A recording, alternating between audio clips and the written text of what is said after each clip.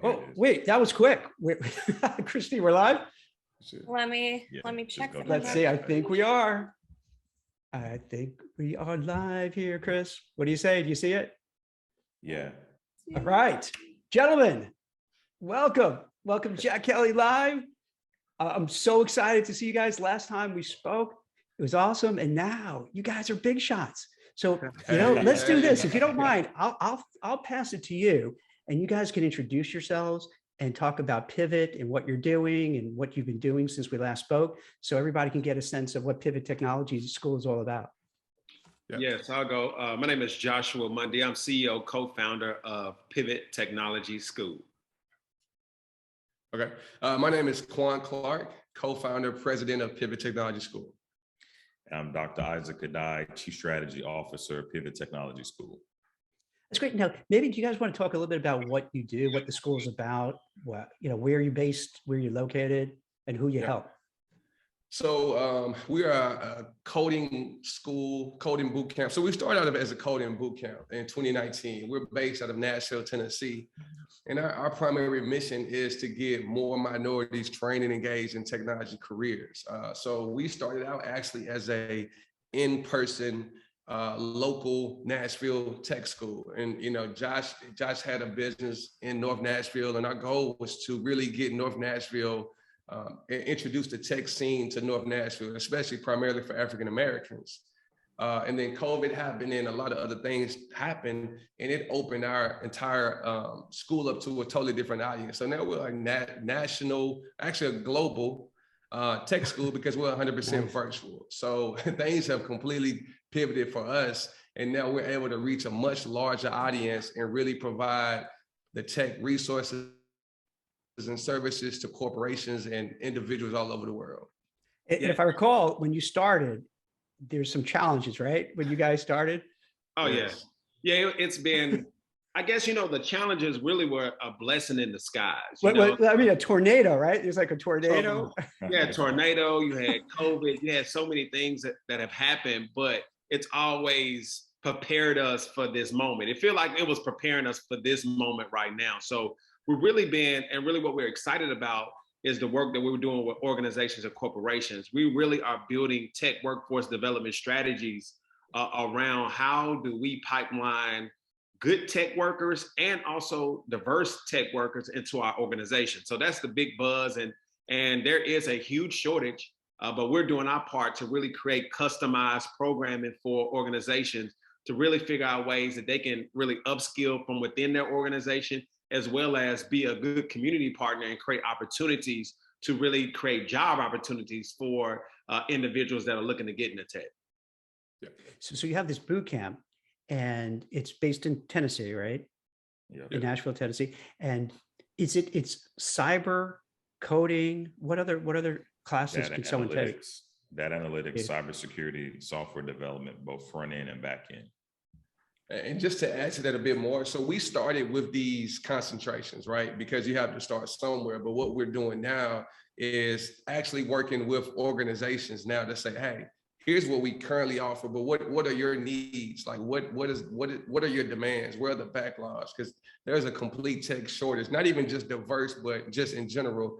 There's a tech shortage and there's not enough individuals to meet the demand. So Josh and Isaac, they spend time meeting with corporations all day, every day, building out our partner network to really understand what are the needs of these organizations. And then we build what they need on the back end, because we don't want to just train people on what we think they need. We want to speak with them and say, hey, what are your demands? Where are your shortages?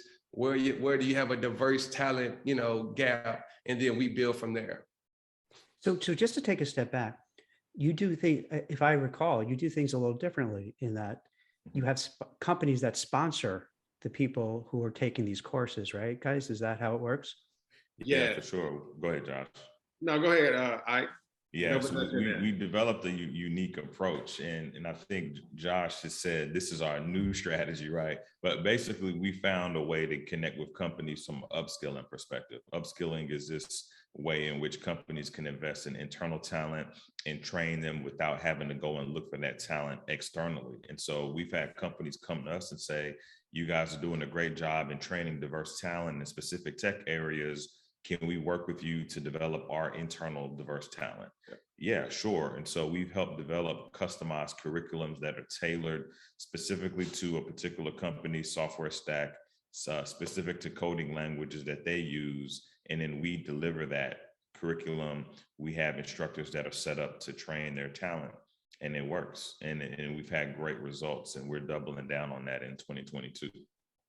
That's great. Now, Isaac, so is it a combination of, let's say you have a company, an organization that someone's already working, but in this war for talent, great resignation, the company's saying, hey, we got to retain people. How to retain people? Let's upskill them. Sure. So let's go to pivot and say, hey, let's get, whatever the person is, person X, let's get that person trained to be a coder because we really need that help. And then it's a win-win for both. So the company doesn't have to worry about losing the employee because they have no upward mobility, or they're going to leave to go somewhere else. So they train that person. And then I imagine the person who's trained is going to be like super excited. Like, hey, they sent me to school to learn how to code. Now I'm like a software engineer.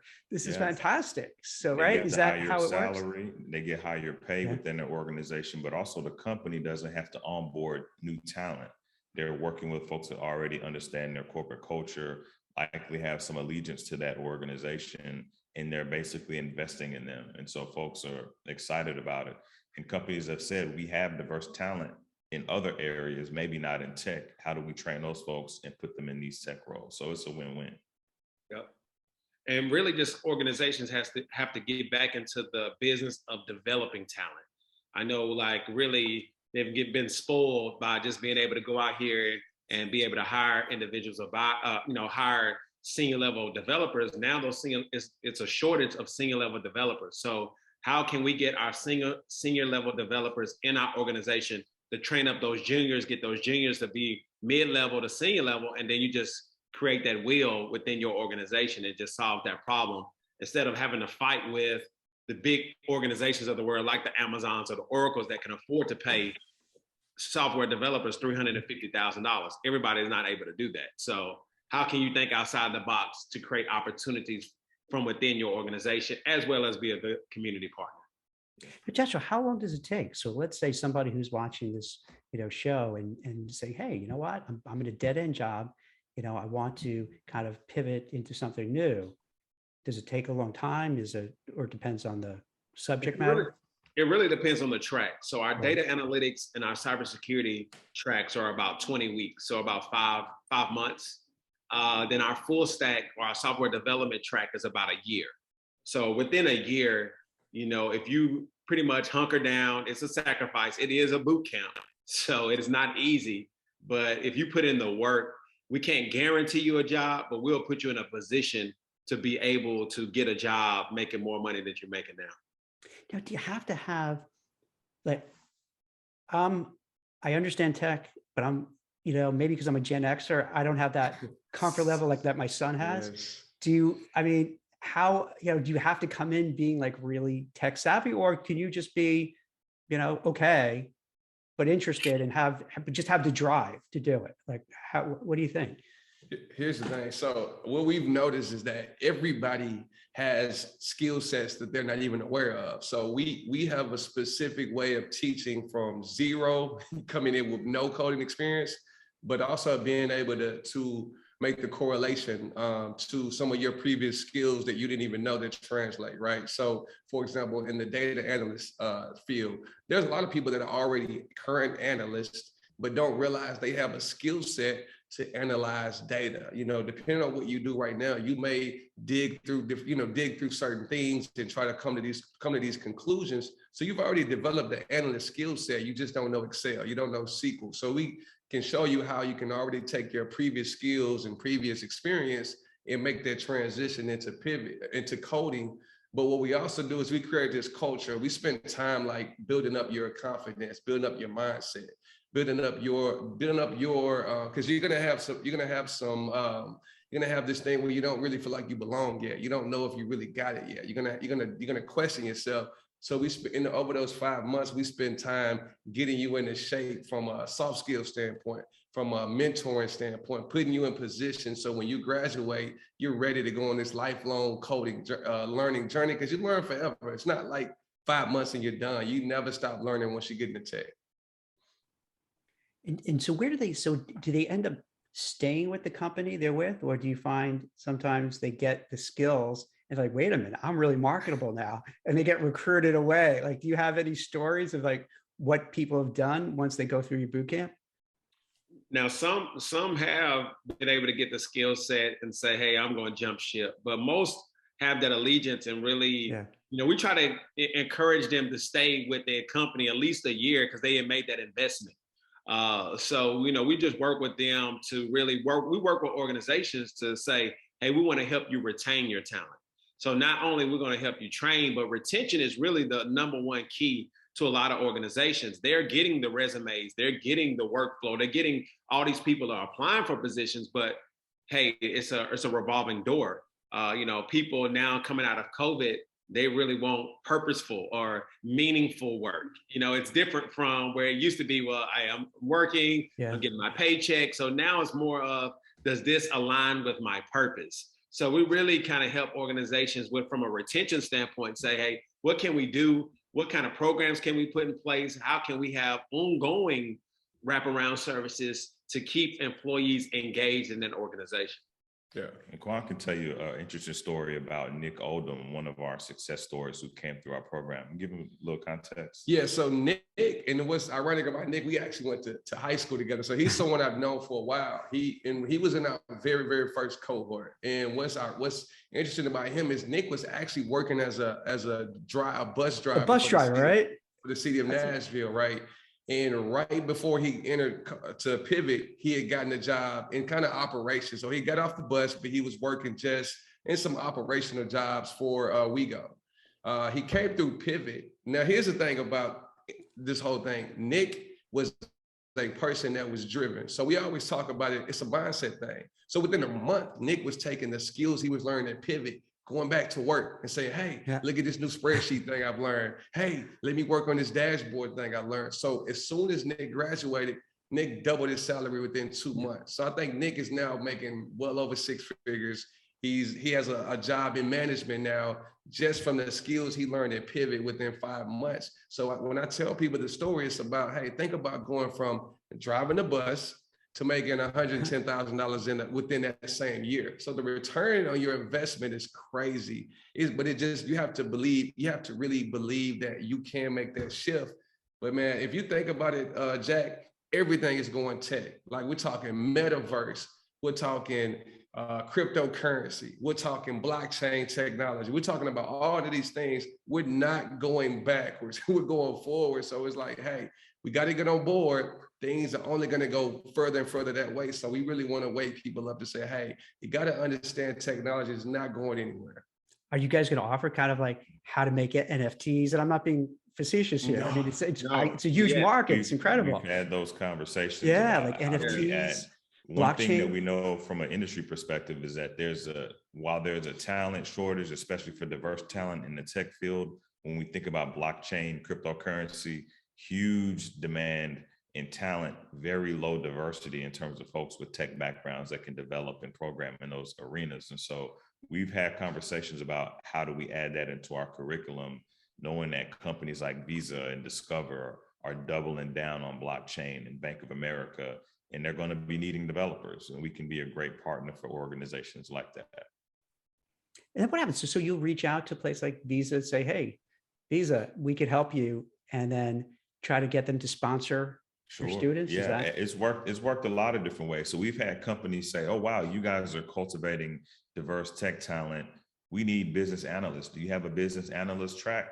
No, we don't, but let's have that conversation, because maybe we can customize something so that we can give you that pipeline. We've been very focused in our 3 main business tracks, but we're also understanding that the needs of the business landscape are evolving, and we're wanting to partner with more companies. So we're open to exploring those conversations and thinking about what type of customized work that we can do to help companies get that talent that they're looking for. And I want to give some flowers really quick on the call. So I just so happen to work with 2 of the best networking and so Josh and Ike, that from a business development standpoint, they build these relationships, and they are really, really good at explaining how we can benefit organizations. Because people, let's be honest, it's one thing to say, hey, you should do this community initiative, you should get behind this initiative, but people really want to know, like, what is the return? Like, what am I going to get back out of doing this? So, man, these guys do this all day, every day. And I sit back and look at the lineup of organizations that we're working with now, and I'm like, yo, you guys are killing it. So I think we do a good job of putting out wise, valuable to organizations, but I got the best team, man. I'm just going to be honest. So. That's how you're here now, and I'm here with you because I hit me up on LinkedIn.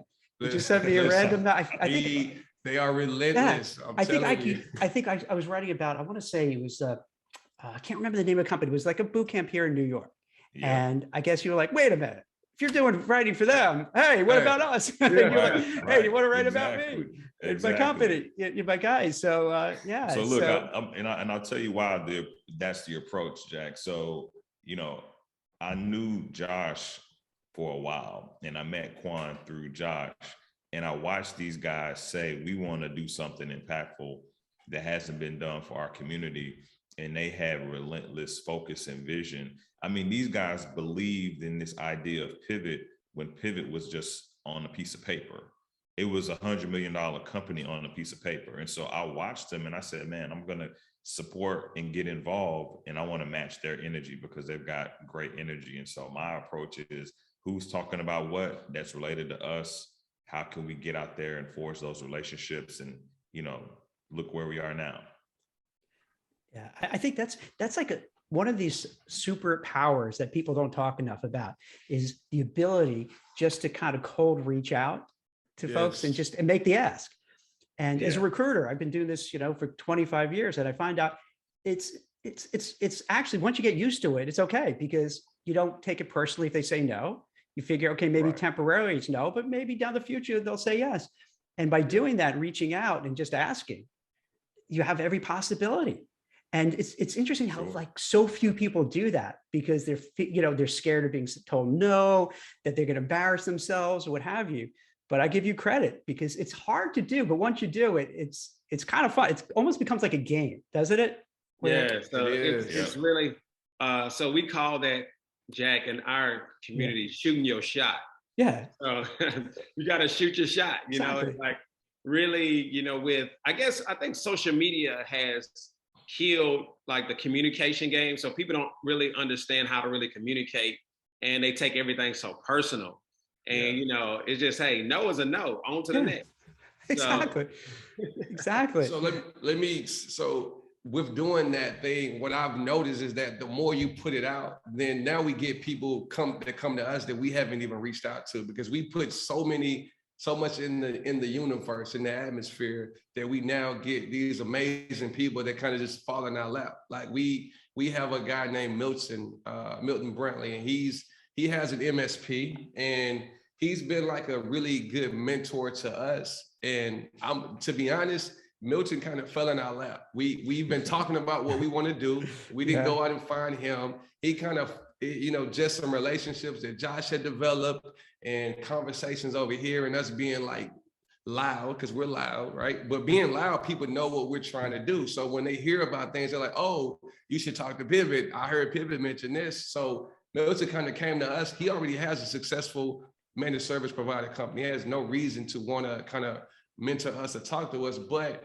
we're so passionate about our mission, right? Which is diversification, and we stand on that. So Milton came to us, and we started having these conversations about what is it like, and how can we get organized, and how can we get our operation set up so we can actually successfully provide these services. So Milton has been like a life. He's been like a life jacket to us jumping out in this ocean, to say, so this is the new venture you're starting, right? Yeah, it's a new venture. Now, we had already started doing work for organizations, but it wasn't a concerted effort to build this division of our organization. So we were say, hey, we talked to US Tobacco about doing some school things, and they was like, well, we have this backlog of data work. We're like, hey, we actually have students and people that can handle that. So we kind of fell into doing our first MSP work with US Tobacco, just from another relationship that Josh and Ike had built, and conversations organically happened. And now we have this whole for people who don't know MSP, maybe you could explain what that is and how that works. MSP is defined as managed service provider. So say if you have a company, say if it's a law firm. So a law firm, what they do well is practice law, but they need IT infrastructure. They need cybersecurity things. They send stuff over cloud. So they may want to transition from paper documents to cloud, or they may want to have a in-house, like tech, kind of like, what is it called, Quawn? It's like in-house tech solutions, pretty much. Yeah. So in-house tech solutions. So what we'll do is we manage their IT infrastructure, and so they can do what they do well, which is practice law, and we'll handle all of their IT help desk things, as well as do integration work or data analytics work or software development work. So it pretty much allows people to do what they do great and allow us to kind of handle their technical needs. And then from organizations and companies, they have a backlog of work, but they don't have enough workers to actually complete the work. So whether it be data analytics work from a US tobacco standpoint, we was like, okay, we can really build your data infrastructure for you, and also we can manage it. So now it's something they don't have to worry about. They have a trusted partner in us that we can actually go and execute that type of work. So we do that with organizations all day long. That's good. Now, Josh, can your students who haven't maybe graduated yet, but have enough experience that then they can go out to that law firm and maybe do some, IT work or whatever the case may be? Yep. So what we're doing, and I think it is next level what we're doing. So we're creating jobs for our students. So we may train them in a 12-week boot camp for a project that we may need for a year. So it may be some Salesforce integration or ServiceNow integration. We can spin up a 12-week boot camp, train those individuals, and provide them jobs after those 12 weeks. So now they don't have to go in the marketplace and beg for opportunities. We can create opportunities. They can now build up their resume. Now it eliminates the excuse, well, hey, we like you, but you don't have experience. No, we can give them experience, then they can leverage us and then go get some real money. That's great. And would this be within, the Nashville, Tennessee area, or could be anywhere? We have partners all over the country now. Wow. And so, like I said, Josh and Ike, they've been on it. So we have partners in Alabama. We've started to create these relationships with. We're in Georgia. We're down in Miami, Florida right now at a tech conference. And I can tell you we're right now creating relationships in Florida, because here's the thing, in this new world, which is amazing, people can get a job and I can sit here on the beach in Miami and do work for an organization. Yeah, keep rubbing it in. I'm here. I'm looking out the window and it's like an ice storm. So thanks for rubbing it in. You don't necessarily have to live locally to where you're working now. If you have a laptop, you have Wi-Fi, you can hop on and do software development for organization in Silicon Valley, right from where you are up in Northeast. So we're creating opportunities all over the country for organizations, and individuals don't necessarily have to be local to get these jobs anymore, because they've opened it up to anybody, anywhere. That's why the demand is what it is, because people are now hiring from all over the country because everybody's virtual. So it's harder to retain talent because people can go get a job in Austin, Texas, from Nashville, Tennessee, get a much higher salary. And now these local Nashville organizations are struggling to find talent because people are leaving and working for organizations all over. That's amazing. So you're getting closer to that $100 million goal, step by step, right? We step by step. Inching closer toward it. Brick by brick. That is the goal. Within a 5-year period, we want to build a $100 million company. Hey, it may happen this year, it may happen next year, but that is the goal. That's awesome. But you're in the right space, the right business. And actually with Miami, you guys the mayor's trying to make it kind of a crypto hub. So yes, right. Yeah, that's something maybe kind of, I know you talk about getting involved in that space. So you probably that's actually what we're here at the Afrotech Executive Conference, and this whole conference is about blockchain and crypto. And we're literally just building those relationships so that we can figure out how to make that a part of what we do at Pivot. That's the thing about us, Jack. We're aggressive, right? We know what we want to go after, and we go put ourselves in position. you have to be in the spaces where people are. You have to go out and reach and connect. That 100 million is not just going to show up at our doorstep one day. We've got to go find it. We got to go get it. And how are they? Are they generally receptive when you pitch them, or just runs the gamut? Could you repeat that? Yeah, when you kind of like broach, hey, to kind of form some relationship, are they generally accepting of the pitch, or they get pushback, or how does it usually go? Well, so the sales cycle is long sometimes. So I would say a sales cycle would probably take 6 months, and it goes back and forth. So the diversity and inclusion kind of coordinator or the human resources department may say yes, but then they have to sell it to their bosses, and then their bosses have to sell it to their bosses. And then it's like a trickle down effect to say, all right, now let's create this budget around this. And if this fits within the budget, we can do it. So it's a lot of back and forth. SHIP was the anomaly. Okay. So SHIP and Birmingham, Alabama, they just next level. SHIP is the delivery. That's the delivery part of delivery. That's the grocery delivery company. So they were really intentional. They already knew what they wanted to do. We came at the right time, and they moved really, really fast to say, this is something that we're interested in. We have a great need, and we're going to invest in it. Because really, companies, if they realize that they already have the budget, so they're hiring all these search firms to go and find all these people and paying at least 25 to 30% of their first year salary. So if you just stop doing that and say, wait, don't knock that's my livelihood. Wait, okay. No, okay, that's all right. I'm not knocking that at all. But what I'm saying is that you have the budget, you have the money to do it. It's just add us as a part of that budget of the outsourcing budget, Yeah, Josh, I got to tell you, like from writing for Forbes, that this is such an important thing for these companies now. You're totally in the sweet spot. I would say most, when I'm speaking to a chief people officer, a chief HR person, a CEO, someone in the C-suite, diversity, inclusion, that's like front and center. It's just such a different environment now. It's more, it's like exactly what you guys are saying, is that there's this feeling, at going through COVID now with a war for talent and great resignation, that they know they have to do whatever it takes to bring people in and to keep people. Yeah. So Jack, Here's something to keep in mind, right? 2020, 2021, and 2022, there's been a lot of conversation around tech diversity and the need for more people of color to be given opportunities in the tech industry.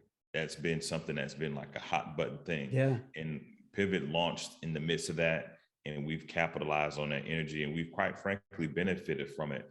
But this idea of tech diversity is not new. The .com era was 2000s.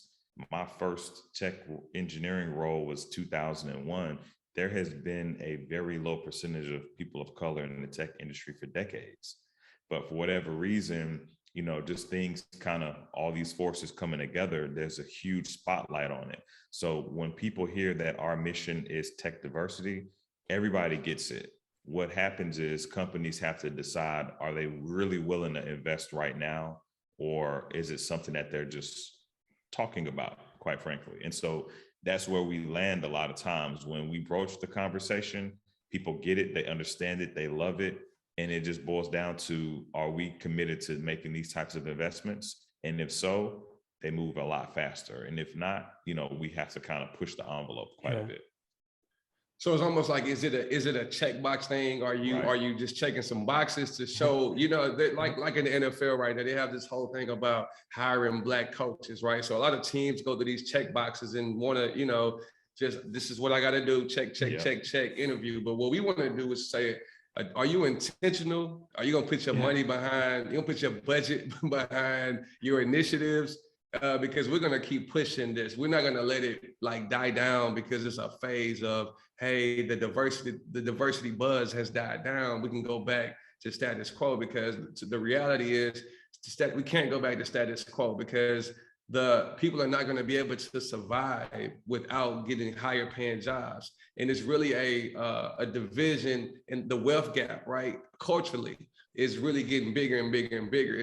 The cost of living in Nashville is almost doubled, but the incomes haven't doubled. And the people that are getting the jobs are not the people that need them the most. So we really have to keep this spotlight on it. And if we want to see change, companies like Pivot, we have to stay at the forefront. So it's almost like when we talk about $100 million goal, we really have a mission-based thing that's really changing people's lives. And that's what matters to me, because we get up and we do this every day, because we talk to the Knicks and we just placed 27 people at Shipped. The cohort that graduated in November, 27 graduated, 27 people got a job.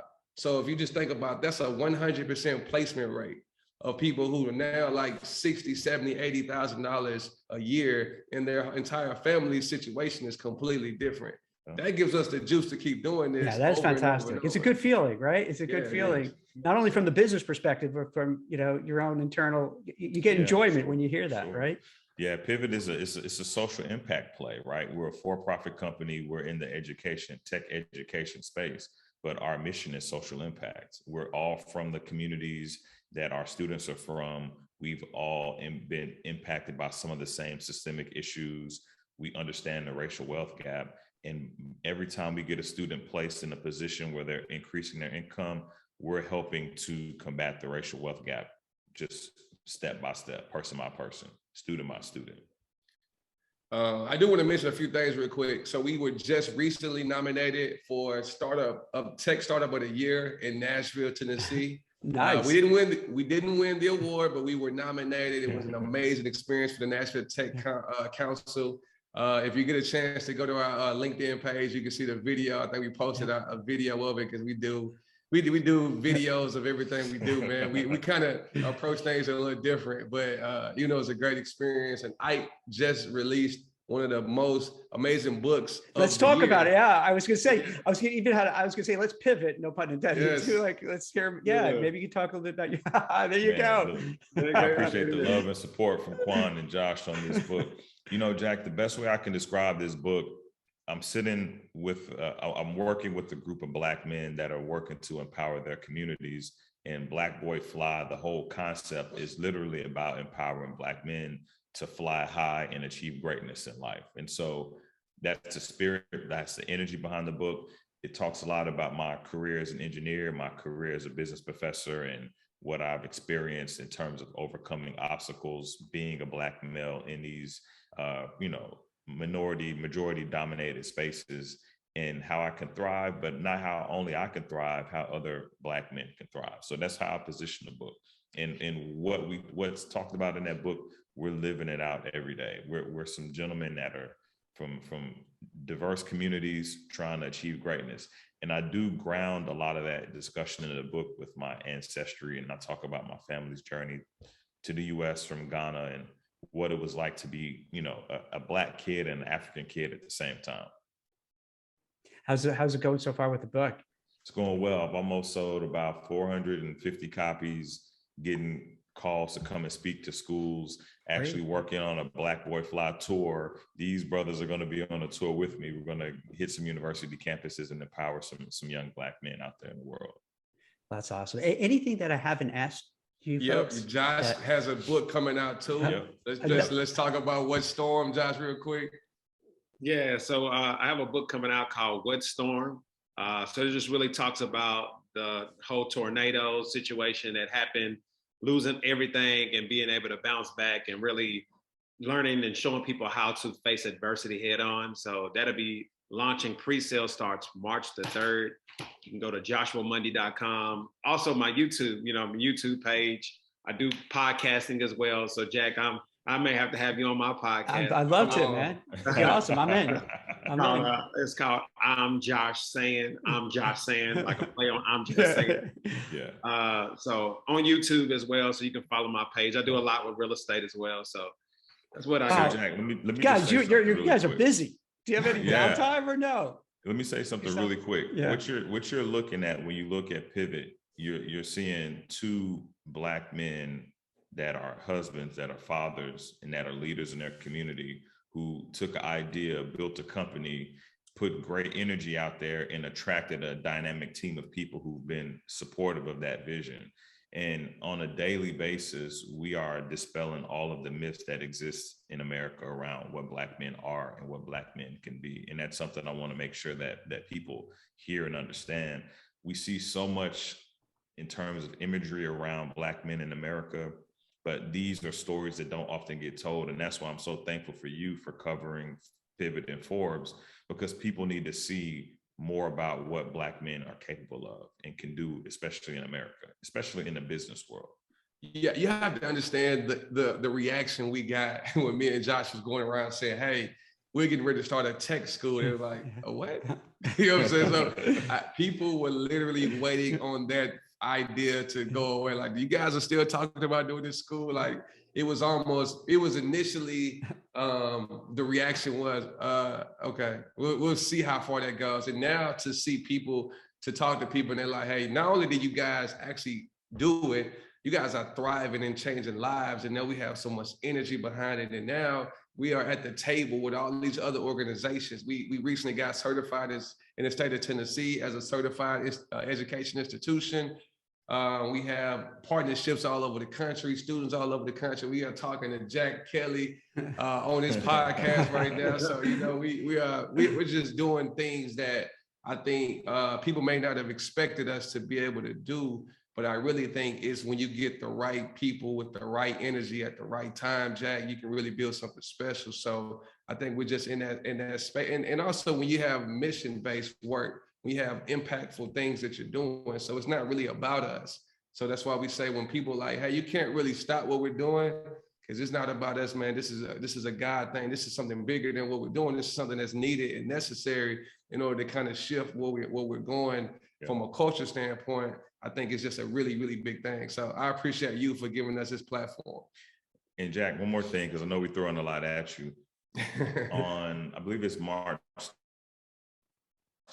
which is, March is Global Women's Month. We're hosting a panel discussion on women diversifying tech.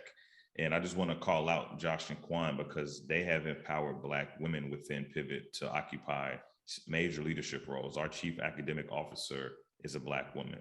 And so the women on our team are going to be hosting this panel discussion with other women in chief diversity officer roles across Fortune 500 companies. So folks can look out for more information on that coming on our LinkedIn page. Like, if they want to do a LinkedIn Live, let me know. We can kind of do that. Okay, you know what? Yeah, you know what? We should make it a LinkedIn Live. Yeah, that'd be cool. You know, so I really appreciate you guys taking the time and sharing. It's a very inspirational story. I love it. I love what you guys are doing. And I'll keep my ears open if there are folks who I feel I could kind of send your way that, that can make, some synergy. I'll keep you posted, but this is great. And then maybe we could do is keep in touch so that, as time goes on, you come up with new ideas, new ventures, we'll have a follow-up conversation so people can kind of get to know you and know what you're doing and see, follow you along the whole path. And I think it's one of those great stories, not to go on a tangent, but there's so much, and we all know there's so much doom and gloom and anger and fighting and arguing. So it's great when you speak to people who are uplifting and positive and trying to make a difference, and make an impact. And that's what I try to do with my writing, to find these stories. And you guys exemplify that. You're just trying to make good and do well by people, improve their lives. That guy who's a bus driver who's now making 6 figures plus, his life and his family's life is going to be forever changed for the better. And then people are going to see him and say, I want that. And then their lives and so forth. So it's, you guys were, doing a great thing. Thanks. Thank you so very much. Appreciate that, man. Thank you, Jack. Thank you for having us. Oh, my pleasure. We'll definitely do business together. We'll send you over an agreement. We can sign and let's do some business together, man. I'll try to help you guys out. I love what you do, man. I'll help the cause. It's great. Well, thank you very much. It was awesome seeing you guys again. All right. Thanks, Jack. Take Have care. a good one. You too. Bye-bye.